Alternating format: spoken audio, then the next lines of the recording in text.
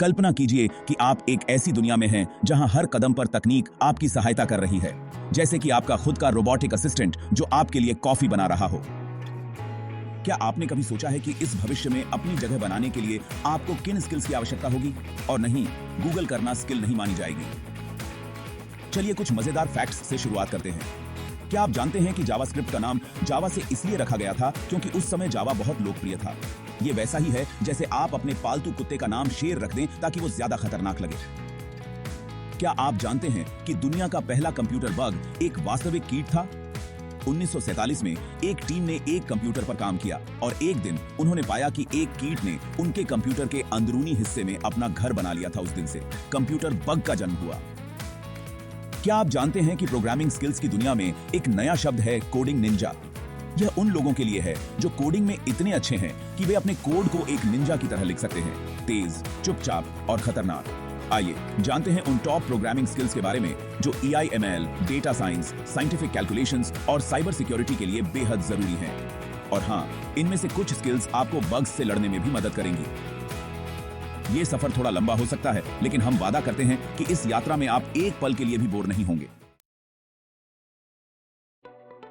सबसे पहले शुरुआत करते हैं पाइथन से। पाइथन एक प्रोग्रामिंग भाषा है जो सरलता और शक्ति का अद्वितीय संयोजन प्रस्तुत करती है और यह डेटा साइंस, AI, ML और साइबर सुरक्षा जैसे क्षेत्रों में एक महत्वपूर्ण भूमिका निभाती है। एक मजेदार तथ्य यह है कि पाइथन का नाम एक सांप से नहीं बल्कि एक comedy show Monty pythons flying circus से प्रेरित है, जो इसकी सरलता और मजेदार प्रकृति को दर्शाता है। पाइथन की सीखने की सरलता इसे शुरुआती प्रोग्रामर्स के लिए आदर्श बनाती है। आज यह डेटा साइंस की सबसे पसंदीदा भाषा बन गई है और दुनिया की 80% से अधिक वेबसाइटें पाइथन का उपयोग करती हैं।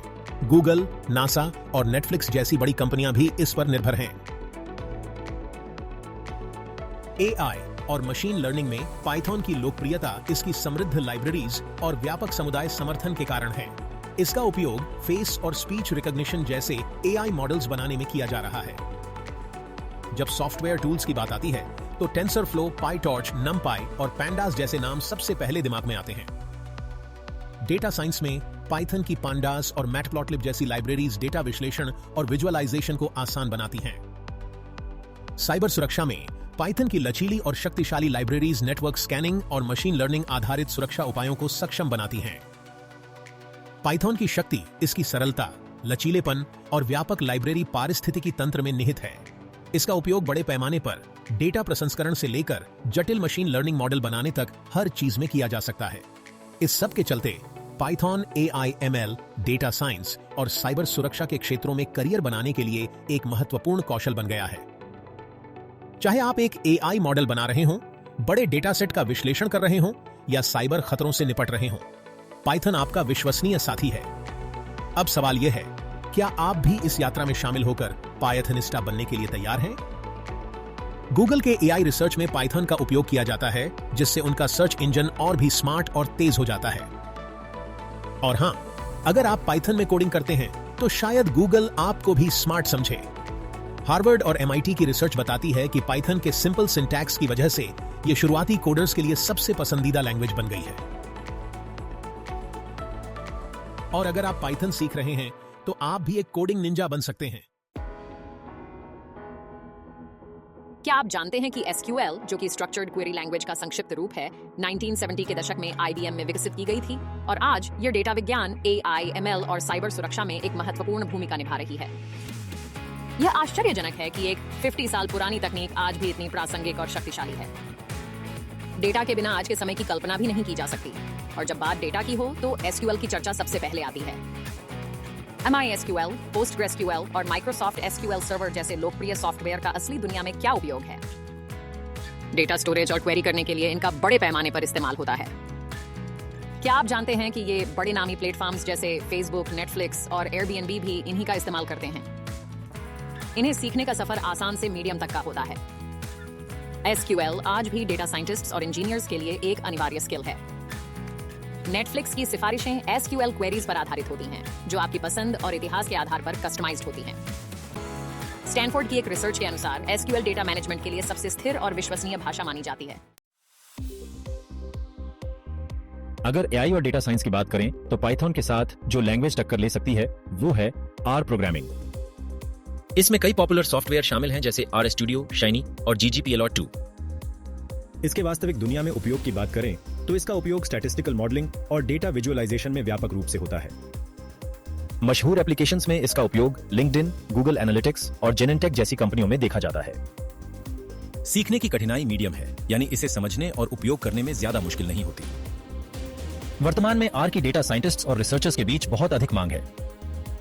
आपको जानकर हैरानी होगी कि आर का नाम इसके क्रिएटर्स रॉस इहाका और रॉबर्ट जेंटलमैन के नाम के पहले अक्षरों से लिया गया है। गूगल एनालिटिक्स में आर का उपयोग वेब डेटा एनालिसिस के लिए किया जाता है, जिससे ट्रैफिक और यूजर बिहेवियर का बेहतर आकलन किया जा सकता है। जॉन्स हॉपकिंस यूनिवर्सिटी की एक रिसर्च बताती है कि आर उन लैंग्वेजेस में से एक है जो बड़े डेटा सेट्स के विश्लेषण में अत्यधिक प्रभावी है। चलिए जावास्क्रिप्ट के बारे में कुछ रोचक और आश्चर्यजनक तथ्यों से शुरुआत करते हैं। क्या आप जानते हैं कि जावास्क्रिप्ट को सिर्फ 10 दिनों में लिखा गया था? हाँ, यह सच है। 1995 में नेटस्केप के ब्रेंडन आइच ने इस भाषा को महज 10 दिनों में विकसित किया था। यह एक ऐसी भाषा है जो वेब ब्राउजर से लेकर सर्वर तक, मोबाइल ऐप्स से लेकर डेस्कटॉप एप्लीकेशन तक हर जगह काम आती है। जावास्क्रिप्ट का आविष्कार सन 1995 में ब्रेंडन आइच ने किया।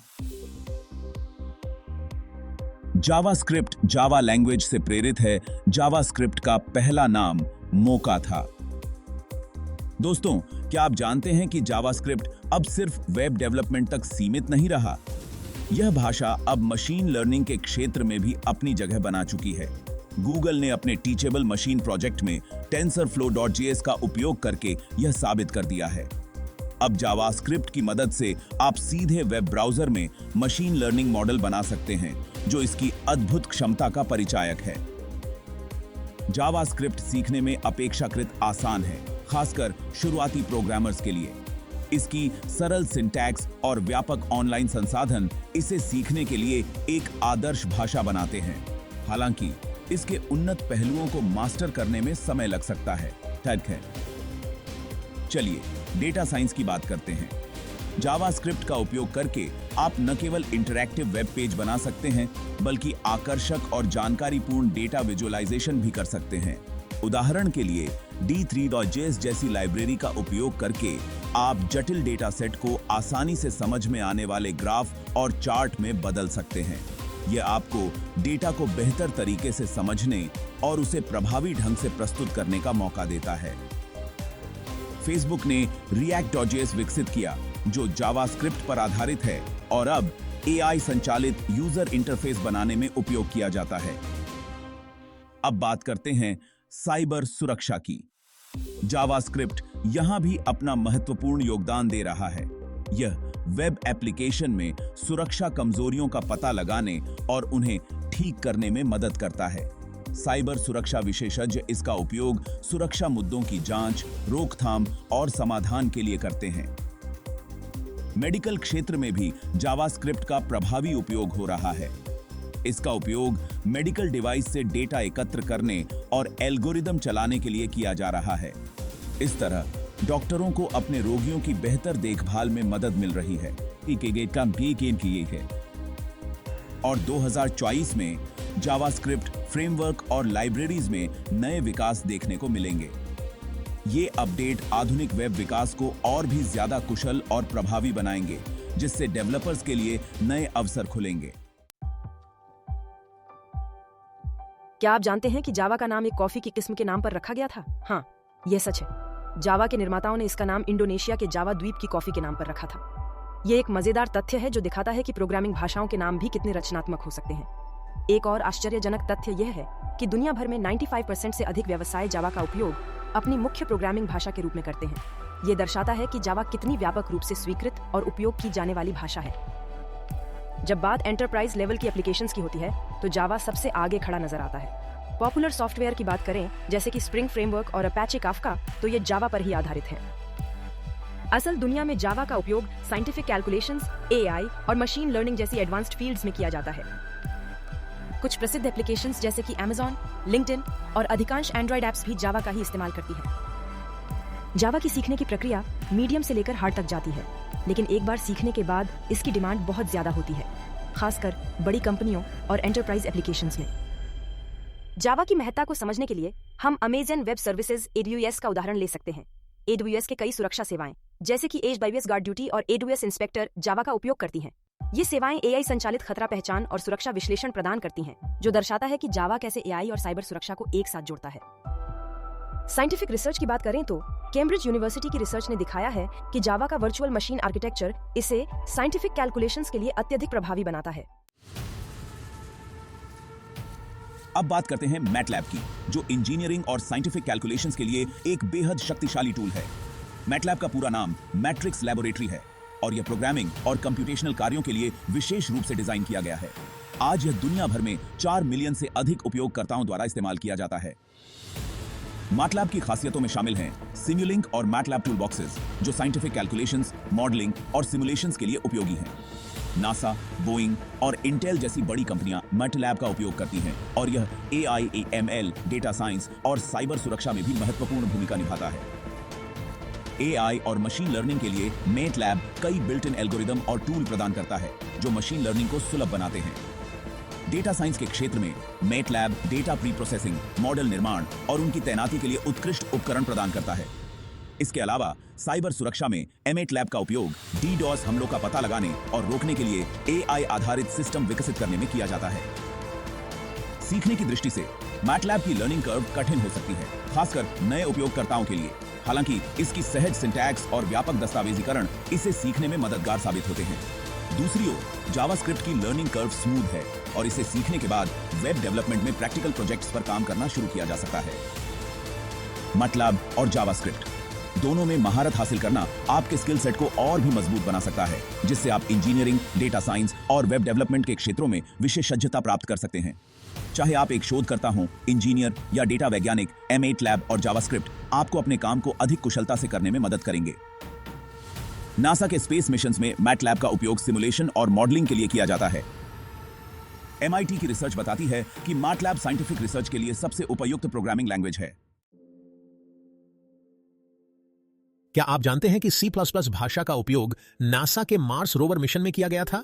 या फिर यह कि गूगल के सर्च इंजन का एक बड़ा हिस्सा C++ में लिखा गया है? यह सिर्फ शुरुआत है। C++ एक ऐसी भाषा है जो परफॉर्मेंस और स्पीड पर फोकस करने वालों के लिए आदर्श विकल्प है। इसकी उच्च प्रदर्शन क्षमता और मेमोरी मैनेजमेंट की वजह से यह AI, ML, data science, cyber सुरक्षा और गेम डेवलपमेंट जैसे क्षेत्रों में बेहद महत्वपूर्ण है।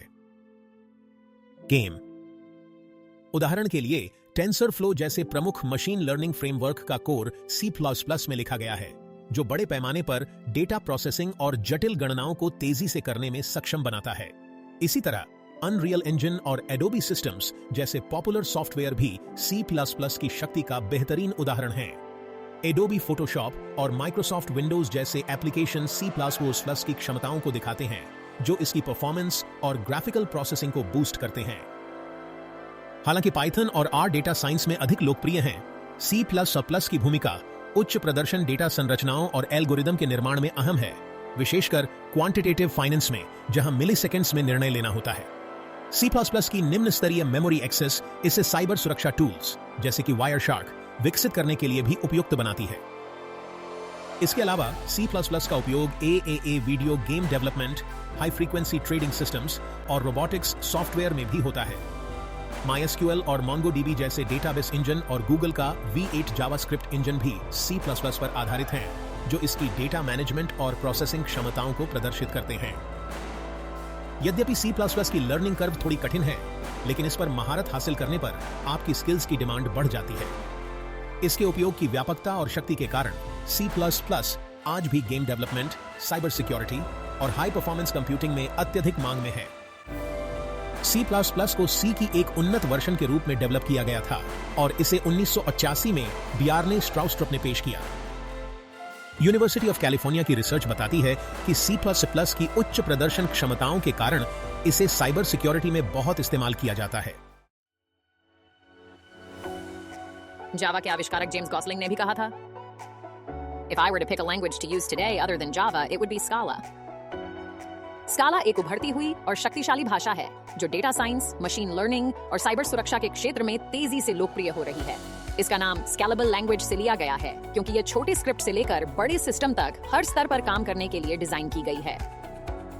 अगर हम कठिनाई के स्तर की बात करें तो इसे मीडियम से लेकर हार्ड तक माना जाता है, लेकिन इसकी डिमांड बड़ी डेटा प्रोसेसिंग और रियल टाइम एनालिसिस के लिए लगातार बढ़ रही है। AI, ML और डेटा साइंस में स्काला का उपयोग तेजी से बढ़ रहा है।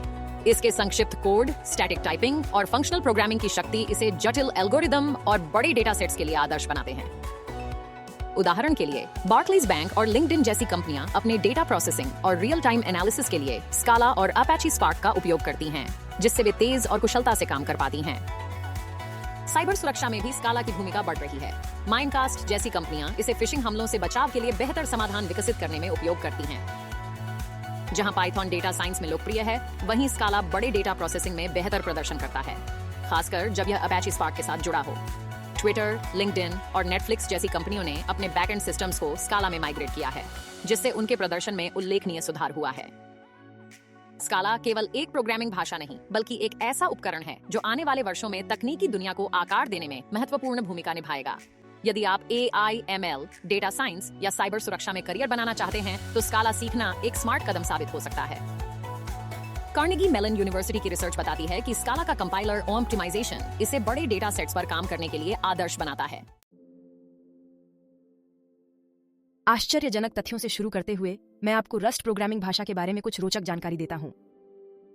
क्या आप जानते हैं कि रस्ट को लगातार 7 सालों से स्टैक ओवरफ्लो डेवलपर सर्वे में सबसे पसंदीदा प्रोग्रामिंग भाषा चुना गया है? ये एक अद्भुत उपलब्धि है जो दर्शाती है कि डेवलपर्स रस्ट को कितना पसंद करते हैं। एक और आश्चर्यजनक तथ्य यह है कि रस्ट को बोनसाई प्रोग्रामिंग भाषा कहा जाता है। जैसे बोनसाई पेड़ को सावधानी से काटा छांटा जाता है, वैसे ही रस्ट में प्रोग्रामर्स कोड को ध्यान से ऑप्टिमाइज करते हैं ताकि वह तेज और सुरक्षित रहे। अगर आप सुरक्षा और परफॉर्मेंस दोनों चाहते हैं तो रस्ट आपके लिए एक बेहतरीन विकल्प है। यह एक ऐसी भाषा है जो C और C++ जैसी उच्च प्रदर्शन वाली भाषाओं की तरह तेज है, लेकिन कोड सुरक्षा में भी उत्कृष्ट है।